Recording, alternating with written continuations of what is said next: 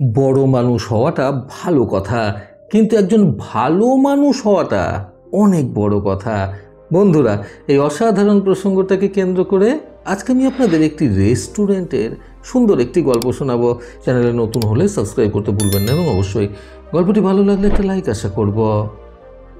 এক শহরে একজন ব্যক্তি একটি নতুন রেস্টুরেন্ট খুলেছিলেন। সেই রেস্টুরেন্টে নতুনত্ব নানান রকমের সুস্বাদু খাবার পাওয়া যেত। সকালের জল খাবার থেকে শুরু করে রাতের বাঙালি থালি পর্যন্ত সমস্ত খাবার সেই রেস্টুরেন্টে পাওয়া যেত। রেস্টুরেন্টের যিনি মালিক ছিলেন, একটা সময় তিনি একটি প্রাইভেট ফার্মে চাকরি করতেন, কিন্তু হঠাৎই একটা কারণবশত ওনার সেই চাকরিটা চলে যায়। তারপর থেকে তিনি নিজের কাছে গচ্ছিত থাকা বেশ কিছুটা পুঁজি দিয়ে এই রেস্টুরেন্টটা খুলে ফেলেন।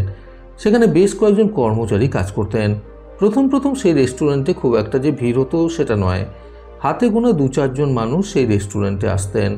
তারপর ধীরে ধীরে দিন বাড়ার সাথে সাথে এবং সেই রেস্টুরেন্টের নাম এদিকে ওদিকে ছড়িয়ে পড়ার সাথে সাথে সেই রেস্টুরেন্টের ভিড়ও ক্রমশ বাড়তে থাকে। সেই ভিড় বাড়তে বাড়তে একটা সময়ের পর সেটা অত্যধিক পর্যায়ে পৌঁছে যায়। এরপর ভিড় বেড়ে ওঠার ফলে সেই রেস্টুরেন্টের মালিক রেস্টুরেন্টটাকে আরও কিছুটা বাড়িয়ে তোলেন এবং আরও বেশ কয়েকজন কর্মচারীকে নিজের কাজে নিযুক্ত করেন।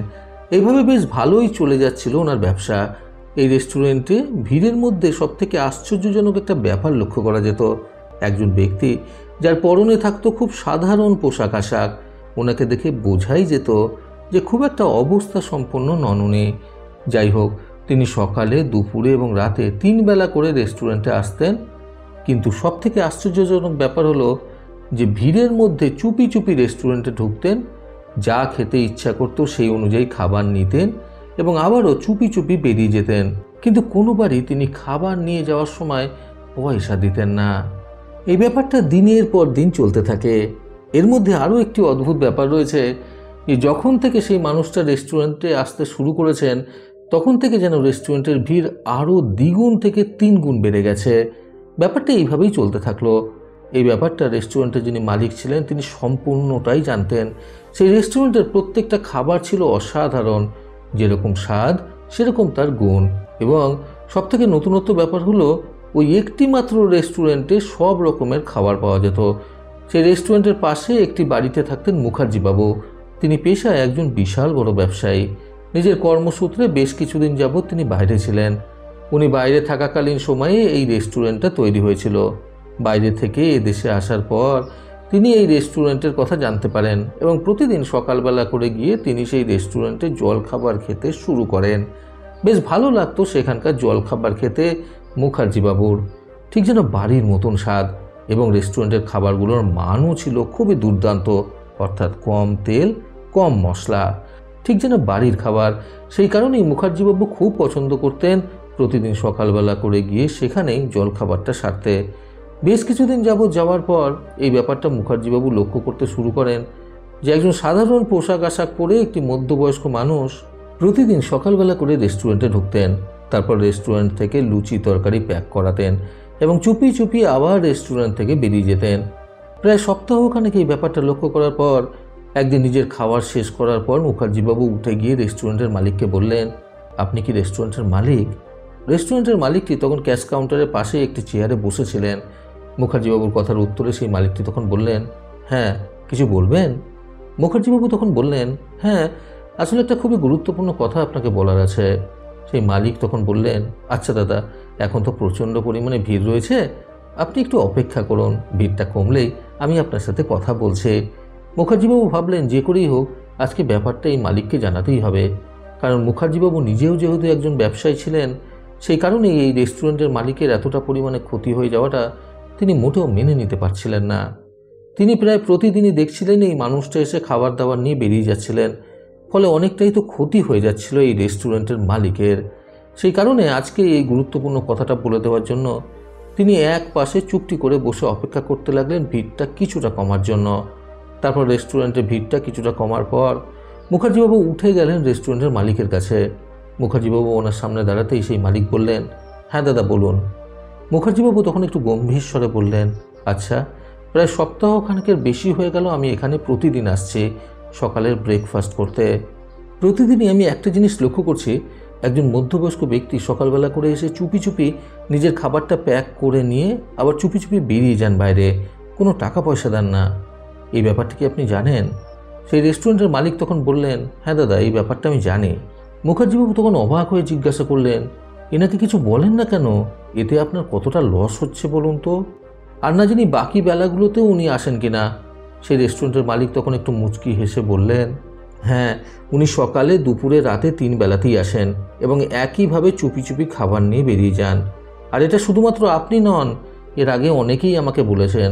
আমি ভেবেছিলাম প্রথমে ওনাকে বলবো, কিন্তু একটা ব্যাপার লক্ষ্য করার পর থেকে ওনাকে আর কখনো কিছু বলতে পারিনি। মুখার্জিবাবু তখন একটু ভুরু কুঁচকে জিজ্ঞাসা করলেন, কি ব্যাপার? সে রেস্টুরেন্টের মালিক তখন বললেন, এই যে আমার রেস্টুরেন্টে আজকে এত ভিড় দেখছেন, সকাল থেকে রাত পর্যন্ত এই ভিড় চলতে থাকে। এর থেকে দ্বিগুণ ভিড়ও কখনো কখনো হয়েছে। এই এতটা ভিড় একমাত্র ওই মানুষটার জন্যই। মুখার্জিবাবু তখন অবাক হয়ে জিজ্ঞাসা করলেন, মানে? সেই রেস্টুরেন্টের মালিক তখন বললেন, প্রত্যেক দিন প্রত্যেক সময় সেই মানুষটা রেস্টুরেন্টে প্রবেশ করার আগেই আমি লক্ষ্য করি উনি ঠিক রেস্টুরেন্টের বাইরেটায় দাঁড়িয়ে আকাশের দিকে তাকিয়ে চোখ বন্ধ করে হাত জোর করে মনে মনে বেশ কিছুক্ষণ কিছু একটা প্রার্থনা করেন। আর আশ্চর্যজনকভাবে একটা ব্যাপার লক্ষ্য করি, ওনার প্রার্থনার সাথে সাথেই আমার দোকানে ভিড় আরও বাড়তে থাকে। আর এই ভিড় বাড়তে দেখেই উনি চুপি চুপি দোকানে ঢোকেন, আবার খাবার নিয়ে চুপি চুপি দোকান থেকে বেরিয়ে যান। এর থেকে এটা বোঝা যায় যে তিনি দোকানের বাইরে দাঁড়িয়ে ঈশ্বরের কাছে এটাই প্রার্থনা করেন যে আমার দোকানে ভিড় যেন আরও অনেক অংশে বেড়ে যায় এবং উনি চুপি চুপি খাবার নিয়ে এখান থেকে বেরিয়ে যেতে পারেন।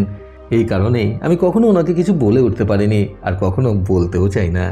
আমার বিশ্বাস ওনার প্রার্থনাতেই আমার দোকানের এত উন্নতি হচ্ছে। কাজেই এত লাভ করে একটা সামান্য জায়গায় যদি ক্ষতি হয়, তাতে কোনো ক্ষতি নেই।